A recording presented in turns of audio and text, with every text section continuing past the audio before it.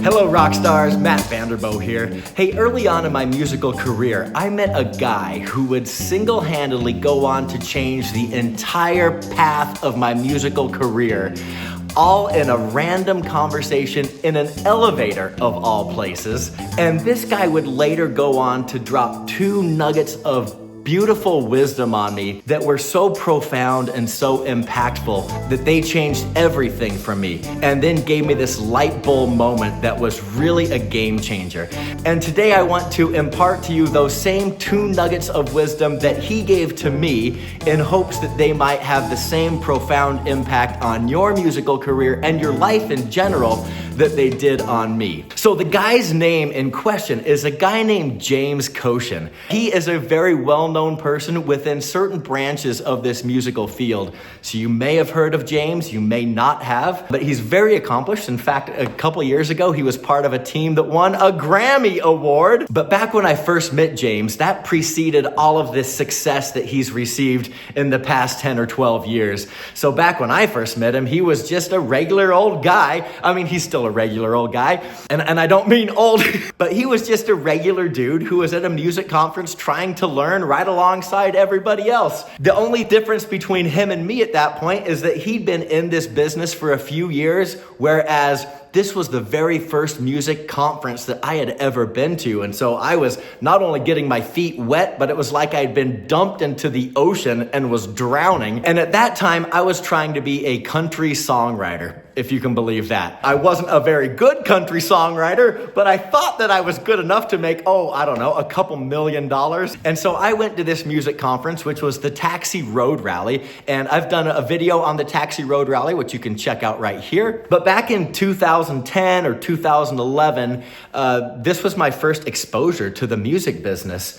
And James Koshin was the only person that I met on a first name basis the entire weekend I was down in LA. But at one point we found ourselves on an elevator together, just me and him. And you know how awkward it can be to be on an elevator with only one other person, especially someone who's a complete stranger. And at this point, James and I were on first name basis, but he was still like 99.8% complete stranger. And in that elevator, I was lamenting the fact that my country music songwriting career was on a fast track to nowhere, when James gave me this throwaway piece of advice before he exited the elevator. He said, "Well, Matt, have you ever tried writing music for TV shows?"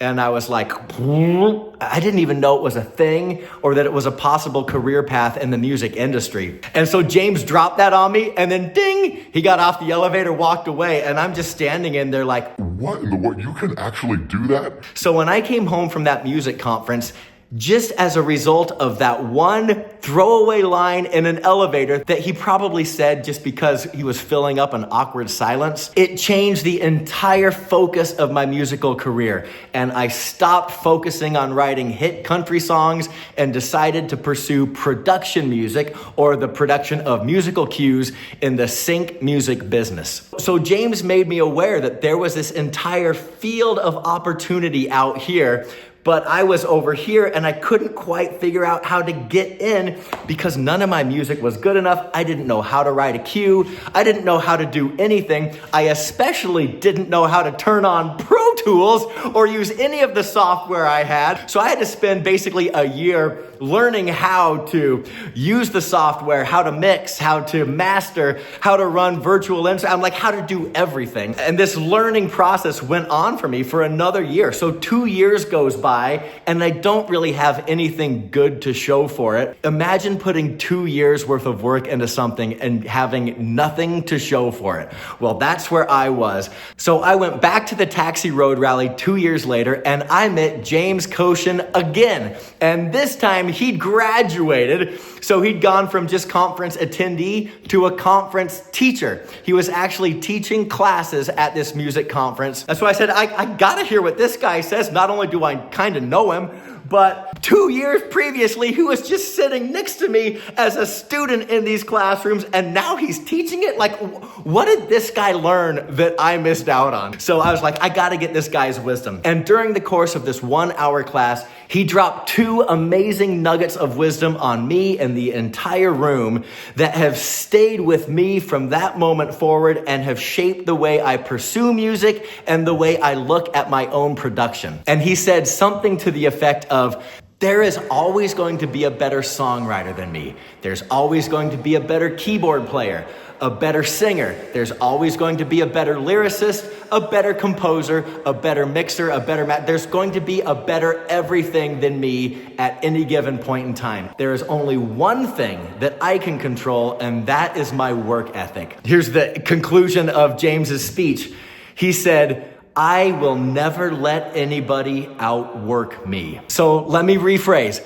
Nobody is going to outwork me. That was such an impactful statement to me, and I instantly took it to heart and applied it to my own musical life. And I told myself, hey, I might not know everything there is to know. I certainly am not the best songwriter, the best musician, the best composer. I'm not the best at anything. In fact, I'm probably near the bottom of the heap. I will get better as I go, but I'm not going to instantly rise to the top of the pack. But the one thing I can do that might help me get there faster is work incredibly hard. And as long as I say nobody is going to outwork me, then that will just help me progress faster through the ranks than anyone else around me. There are only so many things that I can control in my musical career. And one of them that is super easy is my work ethic. And as long as I bust my all day, every day, and continue to bust my for as long as it takes, then it doesn't matter that I've got nothing to show for it now, because the rewards will come later.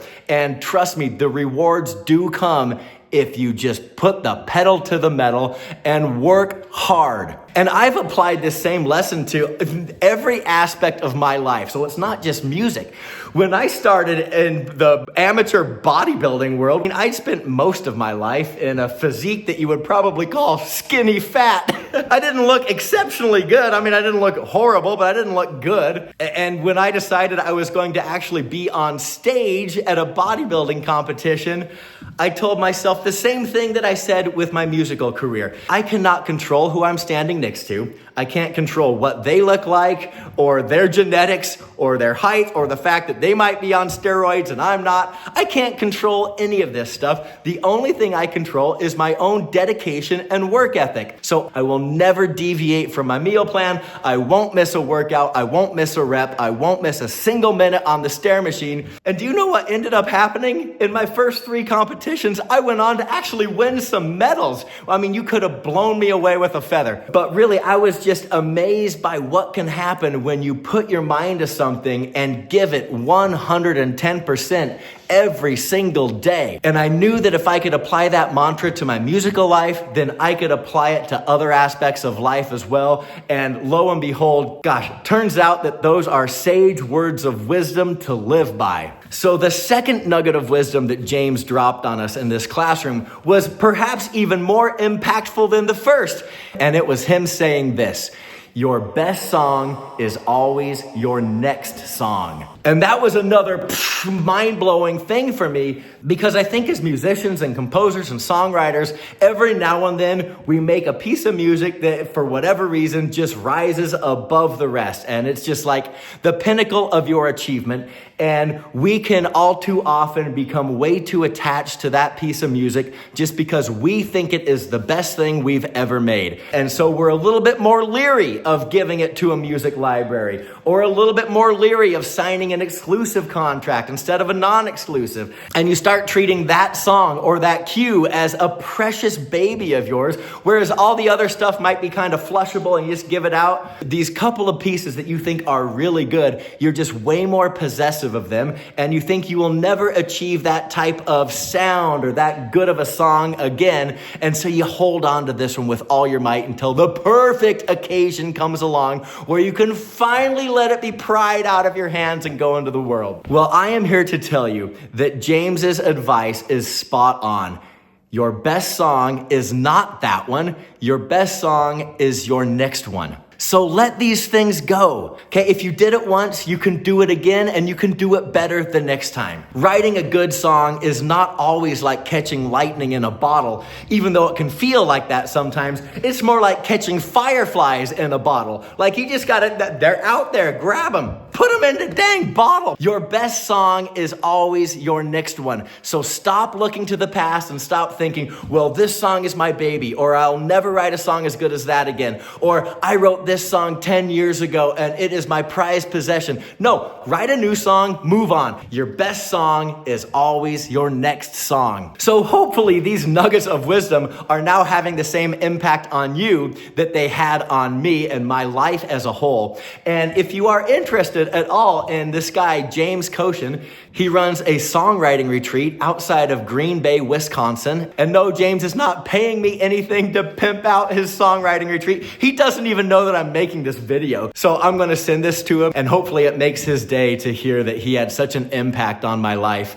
Well, if you are interested in his songwriting retreat, I have been a mentor at it in the past, and I plan to be again in the future. And I will leave that link below in the description if you're curious and you might want to spend a weekend out in Green Bay at what is possibly the most powerful music writing retreat you could ever go to. Highly recommended. So James, if you are watching this video, I want to thank you so much for not only changing the course of my musical future, but putting me in the right mindset so that I could approach this business in a way that is much more conducive to success. And for the rest of you, here's your customary joke. What did the football coach say to the vending machine? Give me my quarterback. See ya!